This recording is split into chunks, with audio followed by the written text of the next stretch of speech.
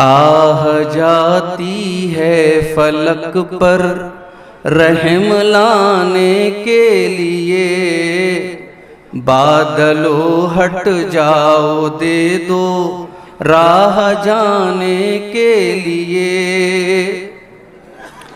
ऐ दुआ अर्ज कर अर्शे इलाही थाम के, ऐ दुआ अर्ज कर अर्शे इलाही थाम के। ऐ खुदा रुख फेर दे अब गर्दिशे अय्याम के। तू न अपने आईने करम को भूल जा, ऐ खुदा तू अपने आईने करम को ना भूल जा।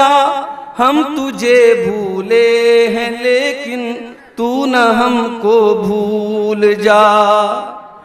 खल्क के रांदे हुए दुनिया के धुतकारे हुए, खल्क के रांदे हुए दुनिया के धुतकारे हुए।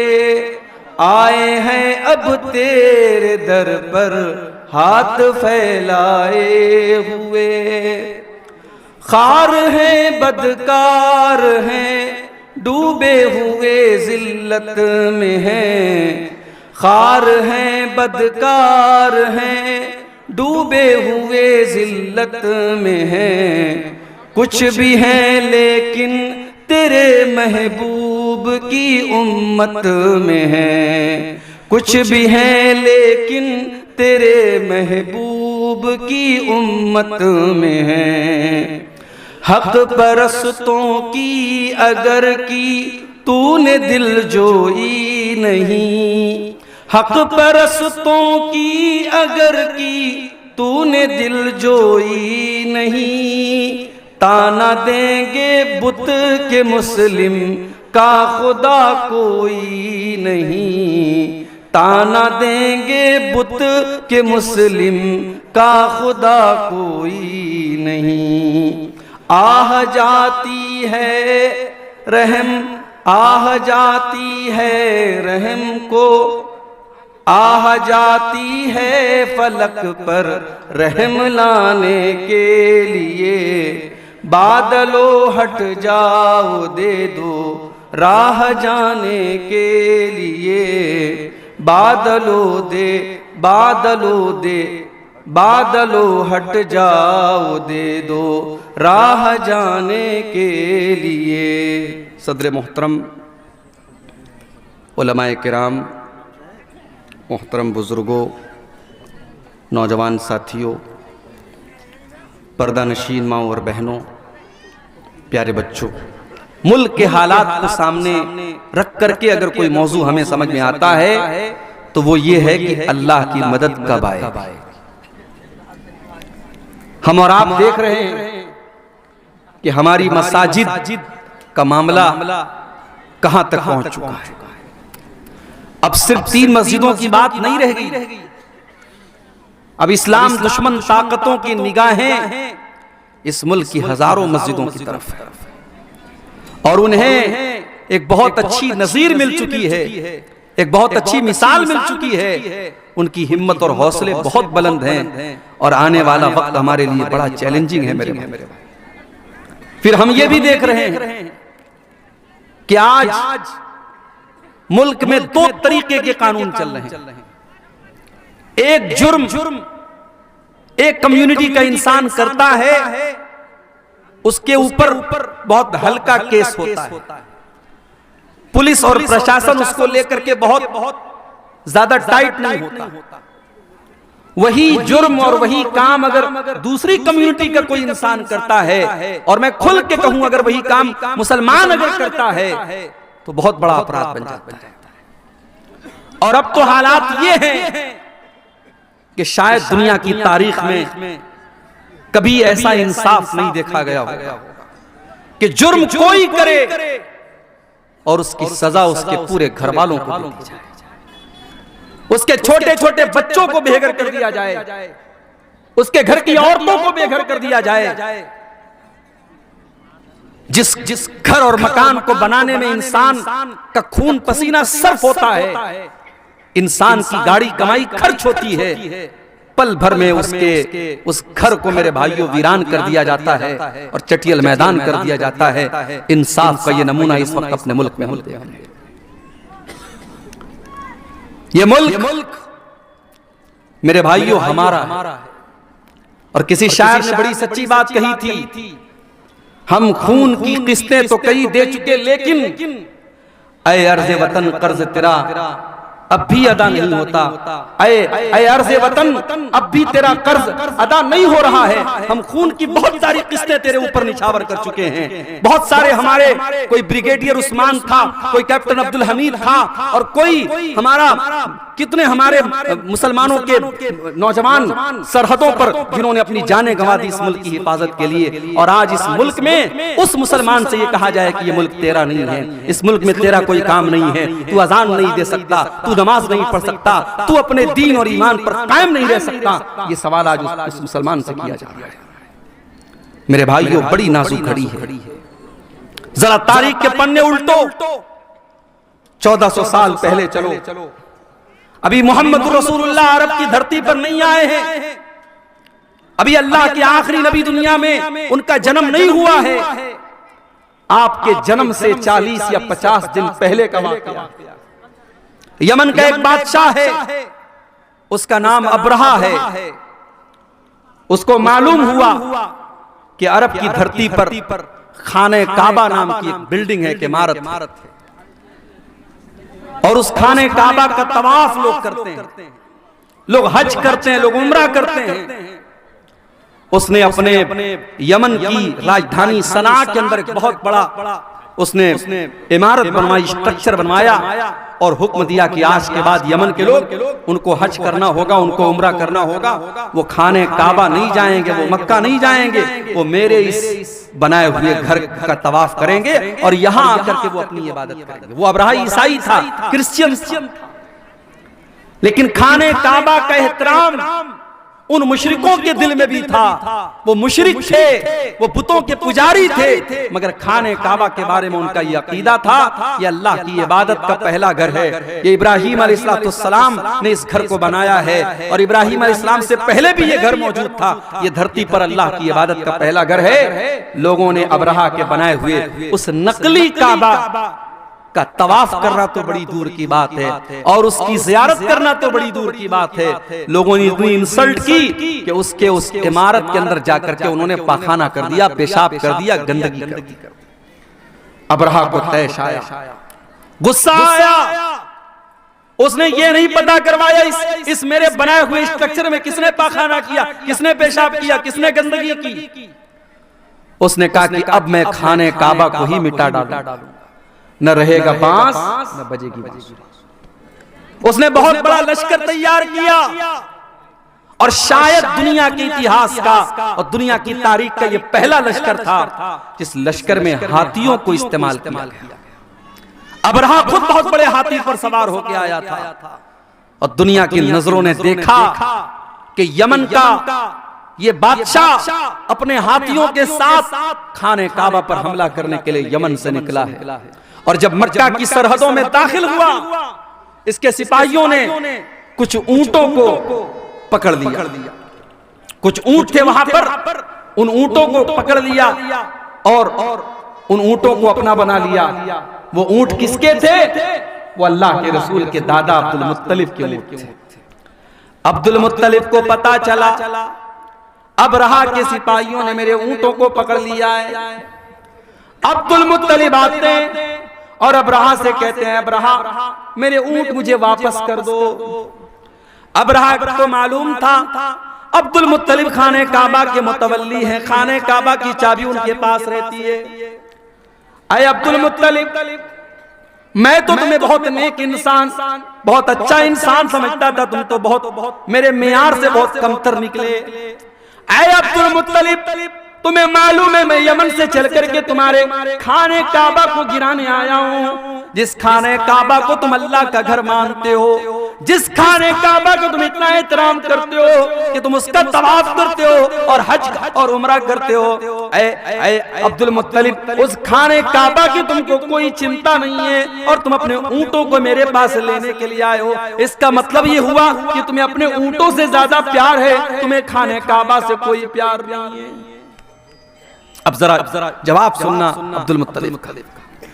अब्दुल मुत्तलिब मुसलमान नहीं थे, उसी अपने खानदान के मजहब पर थे, अपने बाप दादा के मजहब पर थे, बुत परस्ती वाले मजहब पर थे, इस्लाम पर नहीं थे वो। लेकिन उन्होंने जो जवाब दिया है वो जवाब बड़ा माकूल जवाब। कहा कि ऐ अमरहा, मैं ऊंटों का मालिक हूं, ऊंटों की हिफाजत मेरे जिम्मे थी, इसलिए मैं अपने ऊंट लेने आया। जहां तक खाने काबा की बात है, इन्न लहू रब्बन यहमीही, इस खाने काबा का एक परवरदिगार है, एक रब है, वो अपने घर की हिफाजत करना जानता है, मुझे उसकी चिंता करने की जरूरत है। और फिर चश्मे फलक ने वो मंजर भी देखा।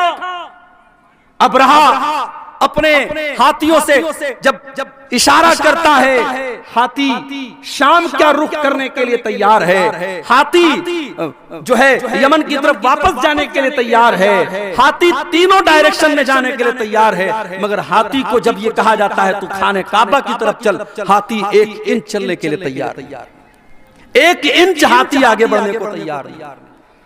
उसके बाद दुनिया की नजरों ने ये देखा, हाथियों पर आए हुए उस लश्कर का खात्मा करने के लिए अल्लाह ताला ने बारूद नहीं बरसाया, अल्लाह ताला ने तोप के गोले नहीं बरसाए, अल्लाह ताला ने फरिश्तों की फौज को नहीं भेजा, बल्कि अल्लाह ने कैसे अपना अजाब नाजिल फरमाया। अलम तरा कैफ फअल रब्बुका बिअस्हाबिल फील, ऐ नबी क्या आपने देखा कि अल्लाह ताला ने हाथी वालों के साथ क्या किया। अलम यजअल कैदहुम फी तज़लील, ऐ नबी वो तो बहुत बड़ी बड़ी चालें और बहुत बड़ी बड़ी प्लानिंग बना करके आए थे, अल्लाह ने उनकी सारी प्लानिंग को नाकाम कर दिया। व अरसल अलैहिम तैरन अबाबील, और अल्लाह ताला ने उनके ऊपर चिड़ियों का झुंड भेज दिया, छोटी छोटी चिड़ियां उनके ऊपर भेज दी। तरमीहिम बिहिजारा, जो अपने चोंच में और अपने पंजों में छोटी छोटी चने के बराबर की कंकरियां उनके ऊपर गिराती चली जाती थी, और वो छोटी छोटी कंकरियां एटम बम बन करके उनके ऊपर बरसती चली जाती थी। जिसके ऊपर वो पत्थर गिरता था, वो कंकरी गिरती थी, वो वहीं पर मर करके खत्म हो जाता था। फजालहुम कास्फिम माकूल, अल्लाह ताला के हुक्म से वो इतने बदबख्ती के साथ उनका खात्मा हुआ। कास्फिम माकूल, जैसे खाया हुआ चारा हो, जैसे गाय और बकरी को आपने देखा होगा जब वो चारा को खा लेता है और कभी कभी उसके मुंह से वो बचा हुआ चारा निकलता है, उस चारे की तरह उनकी डेड बॉडी पड़ी थी, उनकी सड़ी हुई लाशें पड़ी थी, उनकी टूटी फूटी लाशें पड़ी थी। अल्लाह को अपने घर को बचाना था तो उसने परिंदों को भेजा था, छोटी छोटी चिड़ियों को भेजा था। मेरे भाइयों, आज क्यों नहीं आ रहा है परिंदों का लश्कर, आज क्यों नहीं आ रही अल्लाह की मदद? क्या ये सवाल हमारे और आपके दिमाग में नहीं पैदा? बिल्कुल पैदा हो। और जो नज़्म मैंने पढ़ी अभी आपके सामने खुतबे के बाद, उस नज़्म के आखिरी शेर में भी यही शिकवा किया है शोरिश काश्मीरी ने। हक परस्तों की अगर की तूने दिल जोई नहीं, ताना देंगे बुत के मुस्लिम का खुदा कोई नहीं। आए अल्लाह, क्या ये दौर भी देखना था कि ला इलाहा इल्लल्लाह और अल्लाहु अकबर की सदाओं के ऊपर आज शिर्क और कुफ्र की सदाएं भारी पड़ती हुई नजर आ रही हैं। आए अल्लाह, आज तेरे घर के ऊपर, तेरी मस्जिद के ऊपर, तेरी इबादत खाने के ऊपर है अल्लाह, आज शिर्क के अड्डे बनाए जा रहे हैं। आए अल्लाह, बुतखाने बनाए जा रहे हैं। आए अल्लाह, क्या ये दिल भी देखना था हक परस्तों की? है अल्लाह, अगर तूने मदद न की, कल दुनिया कहेगी मुसलमानों तुम्हारा खुदा कहाँ चला गया। ये शायर ने बड़ा सच्चा शिकवा किया है। मेरे भाइयों, हमें तो शिकवा है अपने परवरदिगार से, मगर हमारे रब का भी हमसे एक शिकवा है। और आज यही मेरा मौजू है कि अल्लाह की मदद क्यों नहीं आ रही? कौन सी ऐसी चीजें हैं जिसकी वजह से आज अल्लाह की मदद नहीं आ रही है? दुआओं में तो कोई कमी नहीं हो रही है, यहां से लेकर मक्के तक दुआएं हो रही हैं, इमाम हरम दुआ कर रहे हैं, तहज्जुद में न जाने कितने मुसलमान दुआएं कर रहे हैं। दुआएं तो बहुत हो रही हैं, दुआओं में असर क्यों नहीं है मेरे भाइयों? अल्लाह की मदद क्यों नहीं आ रही? इस सवाल का जवाब कुरान में देखो। जो आयत करीमा मैंने आपके सामने पढ़ी है, सूरह मोहम्मद की आयत है, और अल्लाह ताला इस आयत में अपने नबी के सहाबा से कह रहा है, या अय्युहल्लज़ीना आमनू इन तंसुरुल्लाह यंसुरकुम व युसब्बित अक़दामकुम। ऐ ईमान वालो, अगर तुम अल्लाह की मदद करोगे। अब यहां एक चीज और नोट कर लीजिए, हमारी इतनी औकात नहीं कि हम अल्लाह की मदद कर सकें। ना ना ना, अल्लाह की मदद का मतलब क्या है भाई? अल्लाह क्या हमारी मदद का मोहताज है? नहीं, मदद तो छोड़ दो। अगर कोई नमाजी, कोई ज़कात देने वाला, कोई रोजा रखने वाला, कोई हज करने वाला, कोई उम्रा करने वाला, अगर ये समझता है कि उसकी इबादत से अल्लाह को कोई फायदा पहुंच रहा है, अल्लाह का कोई भला हो रहा है, या अल्लाह को कोई फैज़ पहुंचा रहा है, अपने दिमाग से ये कीड़ा निकाल। अल्लाह के नबी फरमाते हैं, अल्लाह ताला कहता है, या इबादी, ऐ मेरे बंदो, लौ अन्ना अव्वलकुम व आखिरकुम व इंसकुम व जिन्नकुम कानू अला अत्का क़ल्बि रजुलिन वाहिदिन मिनकुम। ऐ मेरे बंदो, जितने इंसान हैं और जितने जिन्नात हैं और जितने पहले के लोग हैं और जितने बाद के लोग हैं, सारे के सारे लोग अगर मुत्तकी बन जाए, परहेजगार बन जाए, अल्लाह से डरने वाले बन जाए, दुनिया में सबसे नेक इंसान के जैसे बन जाए, अल्लाह फरमाता है, माज़ादा फी मुल्की शैया। ऐ मेरे बंदो, तुम सबके सब मुत्तकी और परहेजगार बन जाओ, फिर भी मेरी सल्तनत में कोई इजाफा होने वाला नहीं है। और ऐ मेरे बंदो, कान खोल करके सुन लो, जितने आदम की औलाद है और जितने जिन्नात हैं और जितने पहले के लोग हैं और जितने बाद के लोग हैं, सबके सब मेरे नाफरमान हो जाएं, सबके सब अल्लाह की नाफरमानी करने लगे, गुनाह करने लगे, मा नक़सा मिन मुल्की शैया, मेरी हुकूमत में, मेरी सल्तनत में, मेरी बादशाहत में कोई कमी आने वाली नहीं है। अल्लाह को कोई फायदा नहीं, और हमारी इतनी औकात नहीं कि हम अल्लाह की मदद कर सकें। तब इस आयत का क्या मतलब है भाई? या अय्युहल्लज़ीना आमनू, ऐ ईमान वालो, इन तंसुरुल्लाह यंसुरकुम, अगर तुम अल्लाह की इबादत करोगे, अगर तुम अल्लाह की मदद करोगे, अल्लाह तुम्हारी मदद करेगा। यहां अल्लाह की मदद से मुराद क्या है?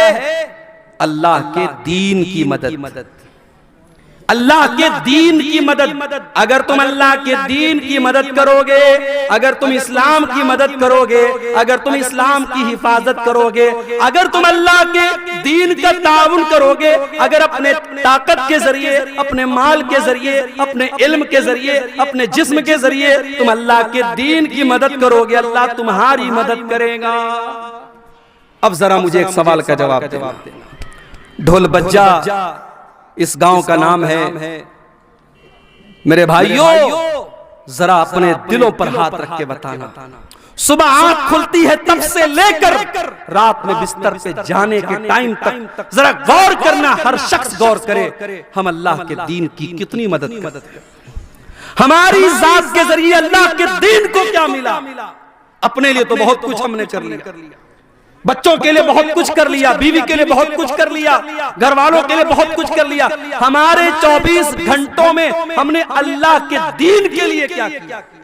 कितने मिनट हमने खर्च किए, कितना पैसा हमने खर्च किया, कितनी एनर्जी हमने खर्च की। मेरे भाइयों, अल्लाह की मदद ऐसे नहीं आएगी। इन तंसुरुल्लाह यंसुरकुम, जब तुम अल्लाह की मदद करोगे, अल्लाह तुम्हारी मदद करेगा।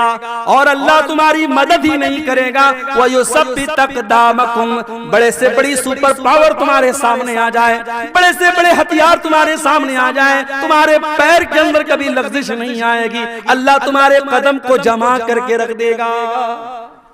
और यही फर्क है मेरे भाइयों हमारे बीच में और नबी के सहाबा के बीच में। नबी के सहाबा अल्लाह के दीन की मदद के लिए हर वक्त तैयार रहते थे। जरा जंगे ओहद का मंजर देखो मेरे भाइयों। जंगे ओहद में चंद मुसलमानों की गलती से जीती हुई जंग हार गए मुसलमान और सारा पासा पलट गया। अल्लाह के प्यारे नबी जख्मी हो गए। असल में बार बार ये जो है ना माइक इसकी वजह से दबाव की वजह से झुक जा रहा है। इसका क्या इलाज है? तो इसको बार बार पकड़े रहे। जंग का पासा पलट गया और जीती हुई जंग मुसलमान हार गए। बड़े गौर से सुनना मेरे भाइयों, जंग मुसलमान हार गए, अल्लाह के नबी जख्मी हुए, आपका चेहरा लहू लुहान हो गया और 70 सहाबे किराम भी शहीद हो गए।